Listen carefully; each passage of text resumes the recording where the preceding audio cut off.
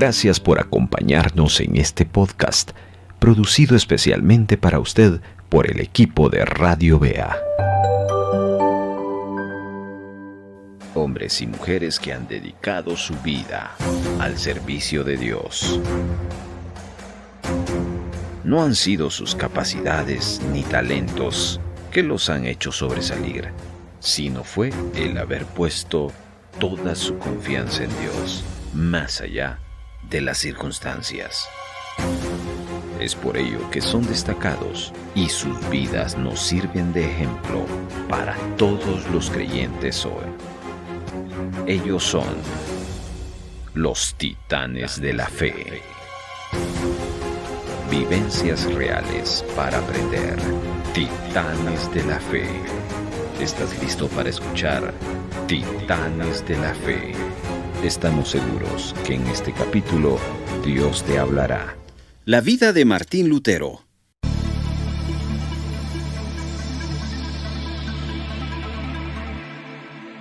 Episodio número 13. La libertad del cristiano. Parte 2.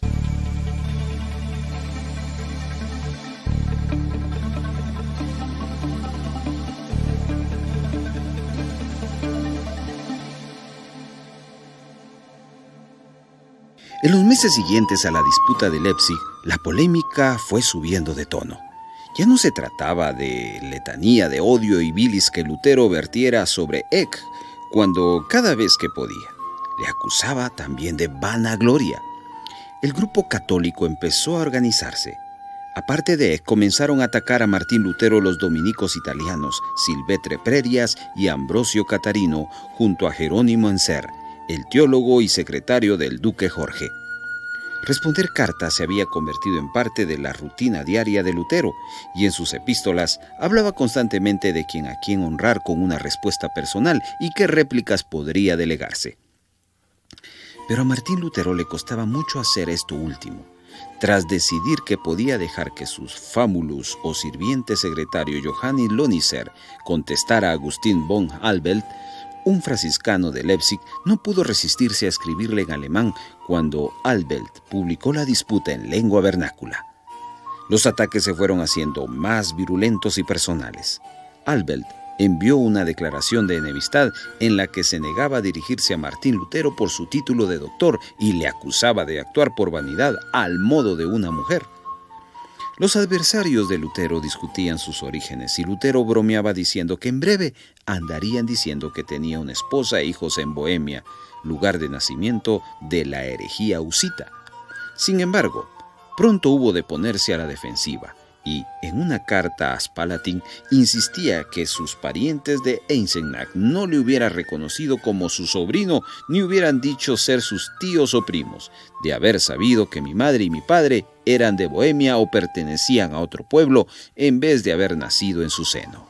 Lutero descubrió que tenía talento para las polémicas irónicas.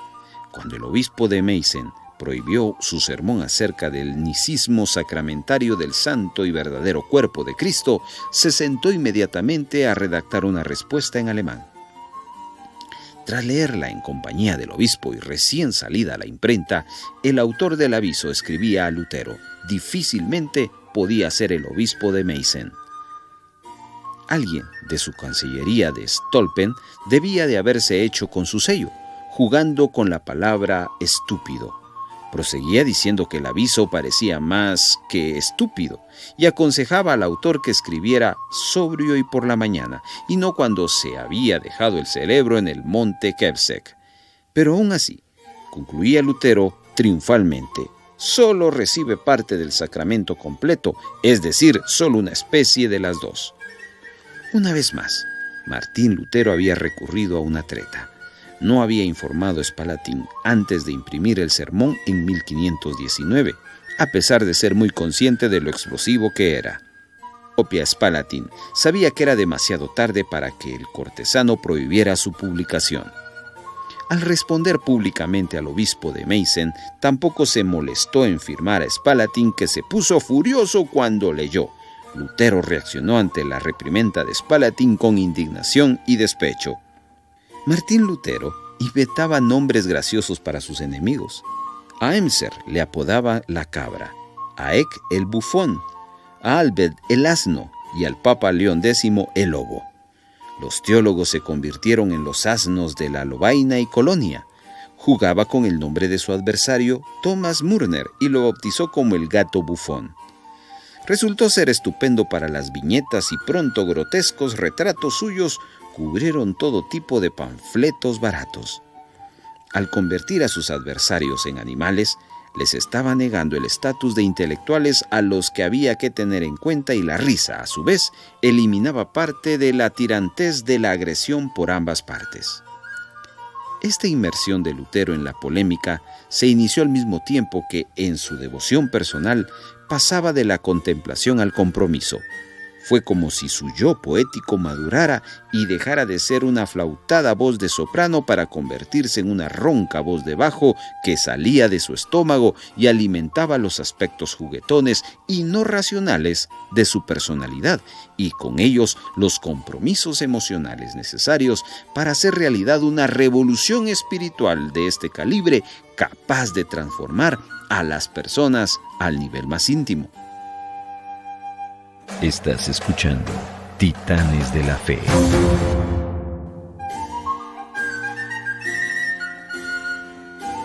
En 1520, tras la ruptura con Staupitz y las rutinas del monacato, y siendo el martirio una posibilidad cada vez más evidente, algo empezó a cambiar en lo más hondo de la religiosidad de Lutero. Publicó 3 tratados que constituían un ataque coherente a la Iglesia Católica en su conjunto, en los que articulaba las posturas que iría a elaborarlo en los años que le quedaba de vida, con su gran logro en todos los sentidos. Su postura en torno al poder del Papa muestra lo lejos que había llegado en el año posterior a Leipzig. En 1519, Martín Lutero había dicho de pasada que, ante la muerte o la necesidad, todo sacerdote es un obispo y un papa. Aún no había articulado la idea del sacerdocio de todos los creyentes, pero en 1520, en La Libertad del Cristiano, escribe una impactante simplicidad. Así todos los que creemos en Cristo somos sacerdotes y reyes en Cristo, como dice Primera de Pedro 2. Los escritos de 1520 estaban redactados en un estilo nuevo, más reposado a pesar de la presión a la que estaba sometido, e irradian confianza y seguridad. Hasta entonces Martín Lutero se había especializado en escribir tesis, es decir, proposiciones compactas, numeradas y bien defendidas, conferencias y sermones. De repente desarrolló una forma de escribir que escandalizaba al lector y captaba su atención. En parte conseguía estos efectos utilizando las técnicas propias de un predicador, como numerar los distintos puntos, usar símiles fáciles de recordar y agregar algo de humor. Pero sobre todo, se dirigía directamente a los lectores, recorría con ellos sus argumentos y los pasos que le habían llevado a adoptar determinada postura.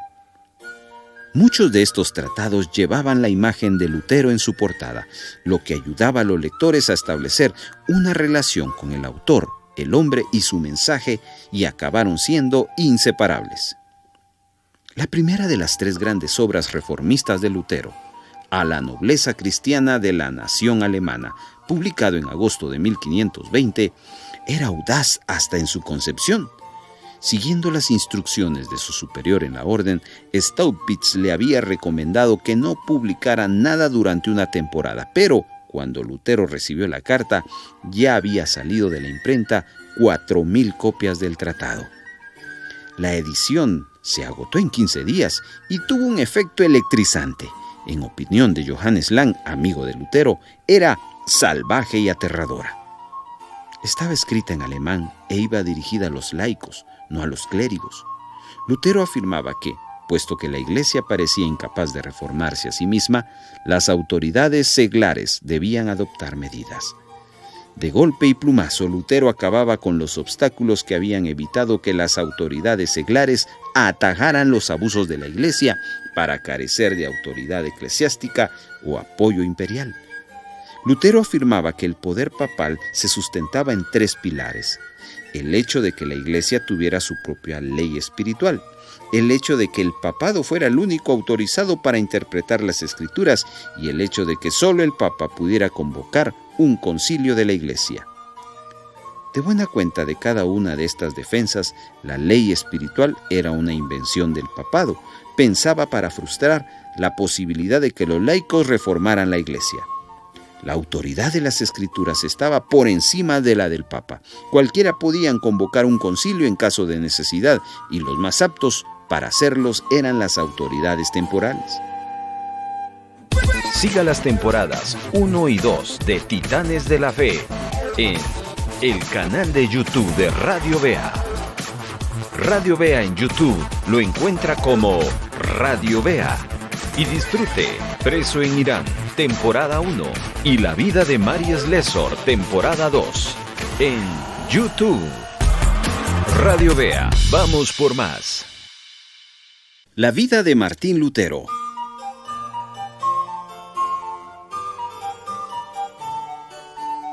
Lutero explota brillantemente en su retórica la oposición entre la curia, por un lado, y el emperador y los príncipes alemanes, por otro, al desgranar las consecuencias políticas de la concesión a las autoridades seculares alemanas de la capacidad de actuar. Afirma que Roma es un centro de negocios que está dejando a Alemania sin dinero. Ofrece una lista de los abusos financieros de la Iglesia, desde la tasa que debían abonar los obispos por ocupar una sede hasta lo que se cobraba por conceder dispensas matrimoniales. Ninguna de estas quejas era nueva. Estaban incluidas en las gravaminas, las quejas presentadas por los alemanes ante la dieta imperial que circulaban desde mediados del siglo XV. En la dieta de Worms, en 1521, los príncipes alemanes volverían a pedir al emperador que reformara la Iglesia. En opinión de Lutero, el papado estaba organizado en torno al dinero, lo que convertía en una monstruosidad.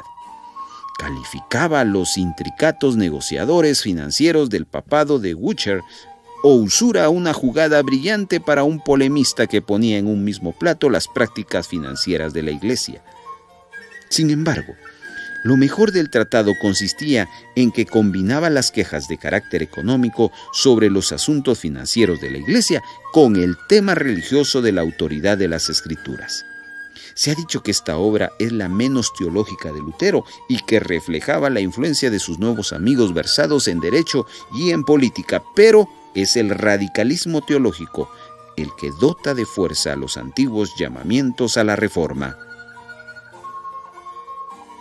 La extensión de las prácticas cuestionadas por Lutero corta la respiración. Su vara de medir es la Biblia. El celibato de los clérigos, por ejemplo, no aparece en las Escrituras, y Martín Lutero escribe de forma conmovedora sobre un devoto sacerdote cuyo único defecto era haber sido débil y haber realizado actos vergonzosos con una mujer. Ambos sienten desde lo más hondo de sus corazones que son un único espíritu y desearían vivir juntos tras un matrimonio legítimo, si pudiera hacerlo sin cargo de conciencia. Resultaba muy significativo en el que el tratado se afirmara que las únicas autoridades capaces de hacerse cargo de la reforma eran los príncipes alemanes.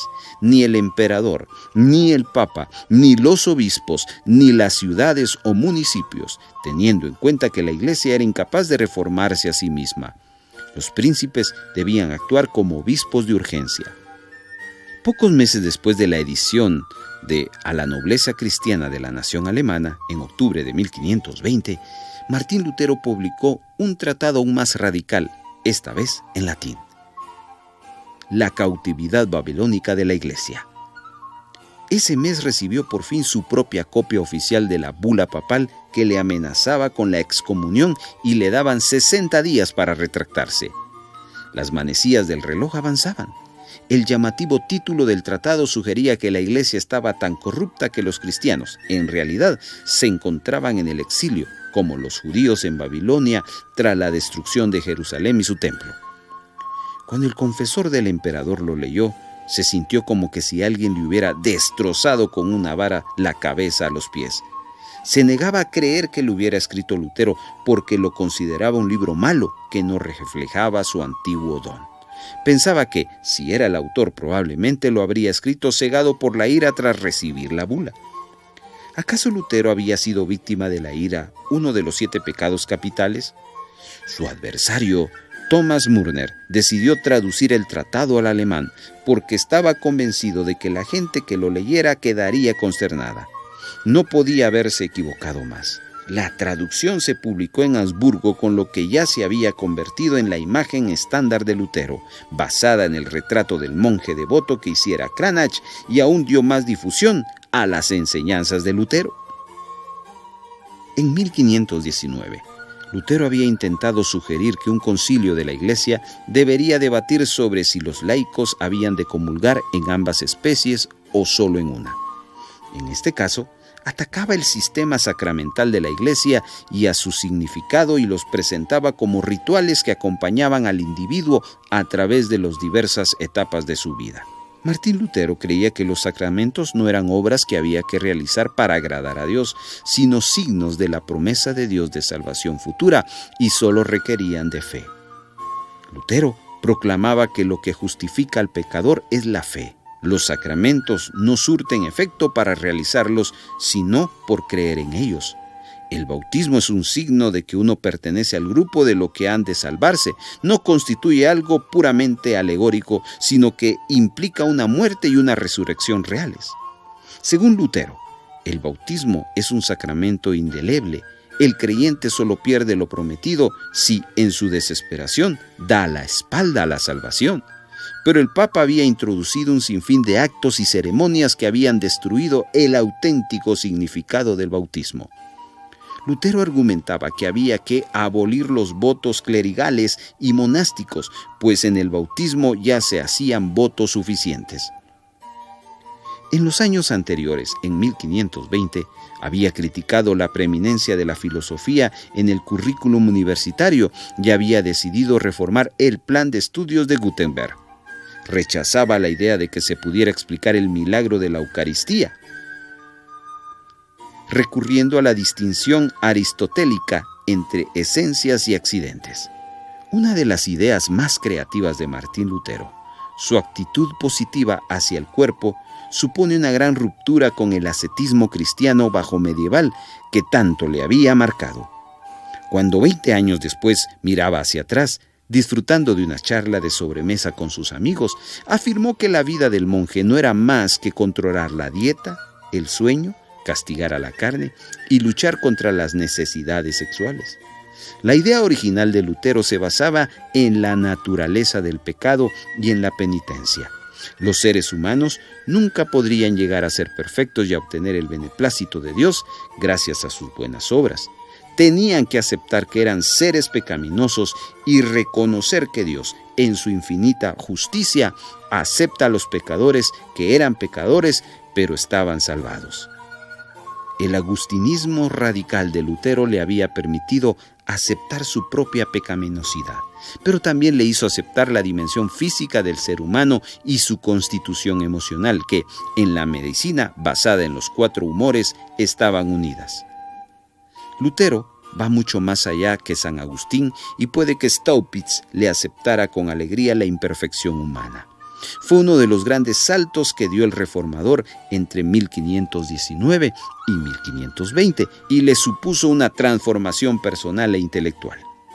La solución de Calvino al dilema de la Eucaristía sería afirmar que Jesús hablaba simbólicamente, de manera que lo que decía no podía referirse a un objeto real.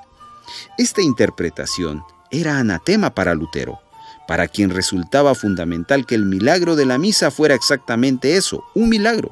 No tenía por qué tener sentido desde el punto de vista de la lógica. De ahí que Lutero se adjudicara el papel de loco, cuya locura era la sabiduría humana, un tropo convencional, pero que calaba muy hondo. Martín Lutero opinaba que la filosofía solo era algo que distraía del sentido de las Escrituras.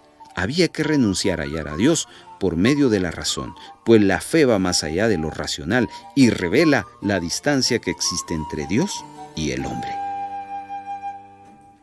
Esto es Titanes de la Fe.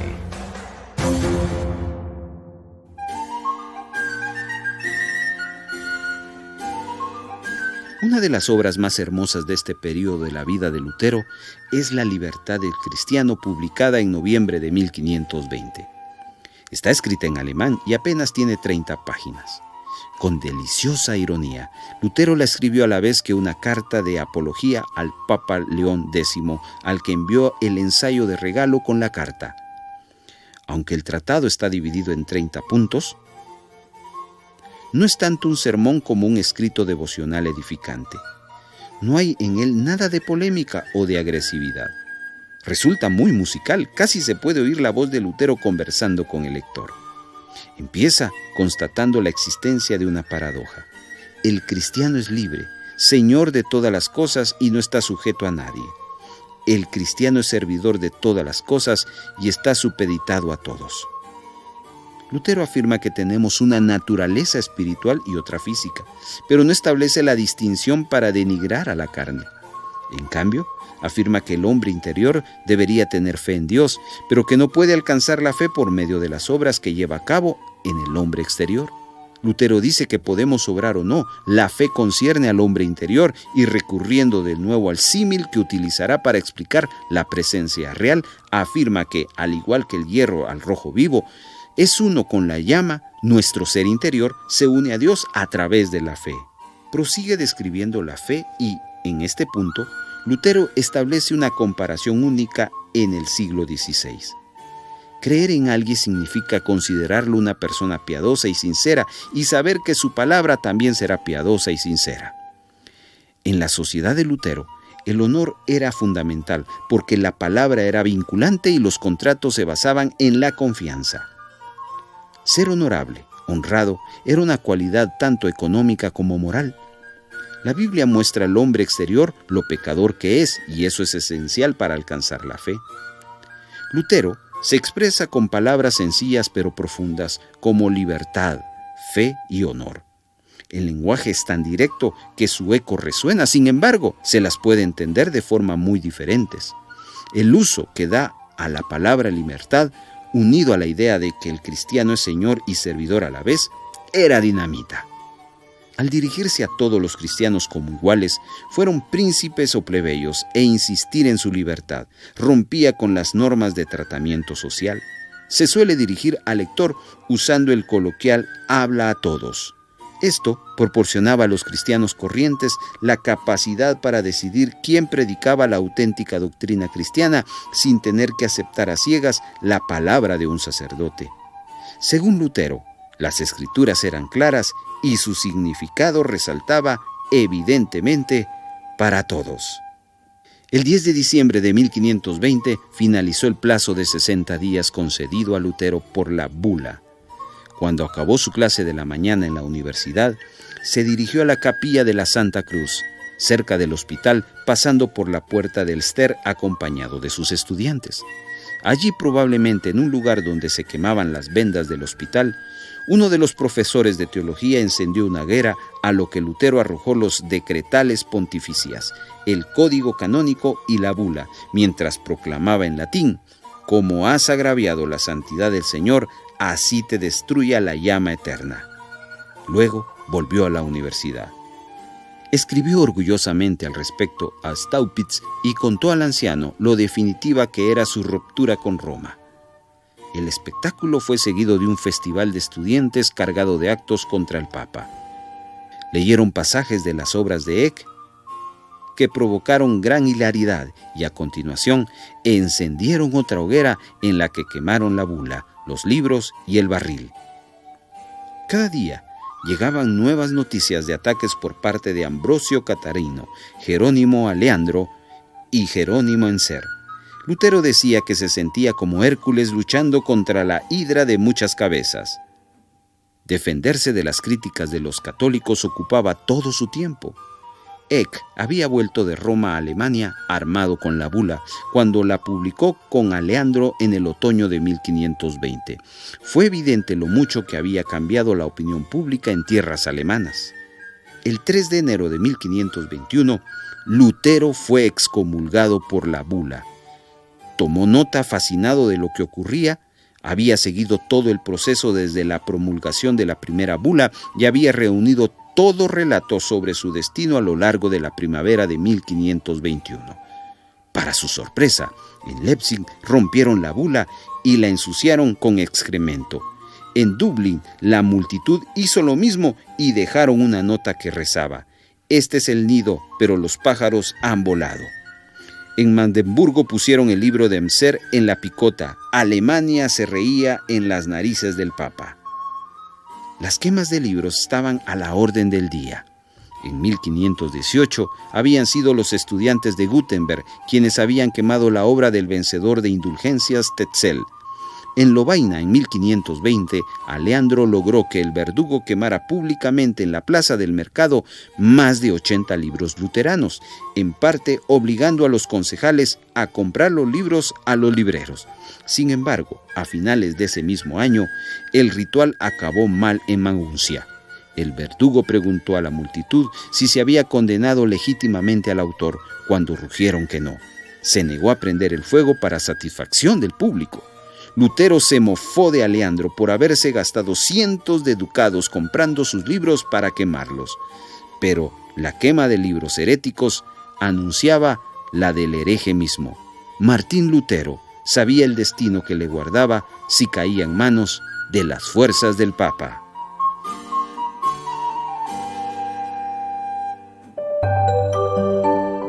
Voz Evangélica de América, Radio BEA.